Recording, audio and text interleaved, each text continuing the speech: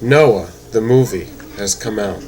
You can see here on the search terms on Google Trends, you can explore.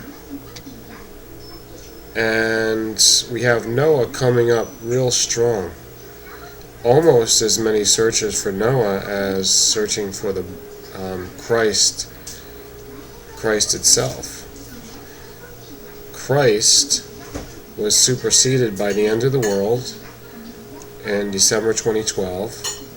And also looks like May 2011, because of the announcement that the church put out. There was that church that was talking about the world ending. So that became a big internet sensation. So if you look here, there has been a surge of interest in Noah since talk of the movie, and now the release of the movie over here in this past month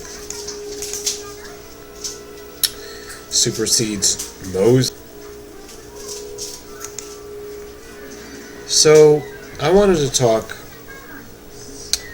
myself, my own experiences of Moses, because it means a lot to me. And I don't think that I've ever shared this. In fact, I have ever shared this. So when I was growing up, the biblical stories came to me in a certain way. I was raised in a church influence, because that was my family's intention. And it seems that I wasn't aware of what you would call the major important things of the Bible. It came to me very selectively. Wow, you can see in a more detailed search here the past month. What did I do? What did I search? I searched the past 3 months. So we see this huge interest of Noah is more interesting right now than Christ or Moses or the end of the world. Incredible what a movie can do, creating a big stir of interest on the internet. So I became aware of some of the Bible stories from Genesis, and the gospel to me, New Testament, was not that significant at first. There's 2 reasons for that I can rationalize, but I can't be totally sure. I can only be totally sure of my memories that I have right now. My rationalization is that either that my teachers, parents, priests, and the media, TV, books, were not impressing on me the lessons of Jesus enough. And the second possibility, which these possibilities may overlap, the reasons, is that I couldn't have any concept of those things. It didn't stick with me. It just didn't connect. I didn't have a way of thinking about it or having a memory that it meant something to me. I really didn't understand anything about Jesus until I was about 20. And that's probably the most significant part of this here, but anyhow, if people are really listening. When I was young, like even before I was 10 years old, what was that? I found great importance in the story of the flood and the ark and Noah as the man, the patriarch, and his family. Noah really meant everything to me. In fact, I probably only knew about Adam and Eve in the Garden of Eden, and that was very compelling to me. That meant a lot. But I always kept coming back to Noah. And I remember it from a few of the books, and they gave the illustrations, and they show the flood and the ark. And to me, that was the Bible. And it stuck with me, and by the time I reached adolescence and teenager years, I wasn't really looking for that much more. I was involved with the culture of the times, the 80s, really you could say the 70s, then the 80s, and keeping up with my peers, the peer pressure and what's popular and what group you're in, your subculture, what music you like, what movies you've seen. And this happens to a lot of people. This is the complaint of the religious-based people, that, everyone's concerned with culture and media, and no one's concerned about the Bible anymore. So it's true, but, shouldn't it be that way? Because we're not living in ancient times. How is it pertinent? See, that's the thing we've got to question, the pertinence of it. And then we come to prophecy. But what is the prophecy about Noah? I mean, before we try to gain a grasp of why it was so important to me, of all people, why was Noah like the big man to me? And really, we have to talk about God beyond all of this, the creator of all things that moves these people and these thoughts and the world that we live in. God, the force of good, which is fighting the forces of evil that are lurking around, and the devil and Satan and this and that.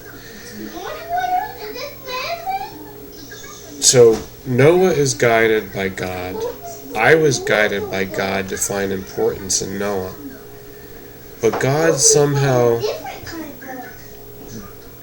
made it so that I would be shrouded in this cloud to not connect with Jesus Christ, the one who reigns over the New Testament.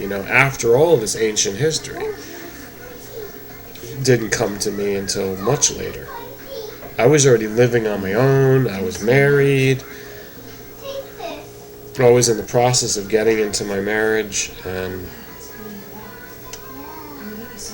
figuring my way through life and how to survive. And it was already the 90s. But Noah has always stuck with me. Now let's talk about prophecy, because we can combine these things, and it's being talked about in the news. The statement that Jesus made is that in the time of the second coming of the Son of Man, like when Jesus returns, those days will be like the days of Noah. In other words, the people of the world, the generation around that, can be compared as very similar or identical to the generation at the time of Noah, who Noah found himself in the midst of. So Noah's in the midst of all these people, and we've got to think about that scheme of things. Even if the movie, I'm not talking about the movie really, because I haven't seen the movie and I probably won't see it. I might see it later on if somebody wants to show it to me next year or whatever. This is not about the movie. This is about the subject and the people's interest in it and my personal interest. But this is the kicker. If Noah had to deal with this generation of his time and ever got destroyed, and that was impressed upon me, and I had to be so concerned what it would be like, then the next thing that you have is that sometime in the future, when Jesus Christ, Yeshua, is supposed to return and take over, like the lamb becomes the lion of Judah. So when this happens, you could say he's like Noah in the midst of this future generation, or the present generation if this is the end times, the end of the world. So that means you will see Jesus in the middle of all these people, and this is a generation who is like the generation who was about to be destroyed in the time of Noah. It's very interesting. I mean, you can just keep contemplating that, keep the meditation on that, and wondering, like, what exactly does that mean? Because if you don't understand one, you can't understand the other. But you might understand one and not understand both. But to get both of them and to be able to compare them and understand one flows into the next one, that's an incredible comparison. That will give you a comprehension of history. That will give you a believer's sense of God's plan, the divine plan. Why is it like this? Why do generations become evil and wicked? They always use that term, wicked. Why do they become wicked and they don't know how to live amongst each other? Why? And then you have to have a person like Noah. And he is warned and he is told, come out of that generation and save yourself with all that you can bring with you to save. Save it so that you can carry on to the next stage where humanity has to begin again. It has to be reborn. So what's going to happen is that Jesus is going to be in the middle of a very evil and wicked generation. Is that what we're looking at today? The rabbis have been debating this, and they look at it in terms of the Messiah, if they're not Messianic Jews, or Jesus-loving Jews, Jews for Jesus. If they're not, they've basically argued it like this when they've been debating for centuries. They think of the Messiah as coming the first time, which is fine. I understand that concept. I am a Jew, in fact. But when the Jews say, here's our question, what will it be like when the Messiah comes and he takes over the world? What is the generation like? What are the people like around him during that age, that generation? And basically they came up with this answer. And it's quite a riddle, because it doesn't make sense, because they're extremes of opposites. The rabbis have narrowed it down to this. You have two solutions. The Messiah will come when the generation is so good, the people are so wonderful, and they follow God's plan. And this is what they deserve, is to have the Messiah come and be their leader. Or, the other possibility is that the Messiah, the Lord who is sent by God, will come at a time when the people of the world are going to be so evil that they all deserve to be destroyed. Virtually all of them, like 99% of them, need to be destroyed and stomped out and gotten rid of. They need to be replaced. They need to be thrown into hell. And the Messiah will come when he needs to do the job of destroying them, destruction. Can both of those possibilities exist at the same time?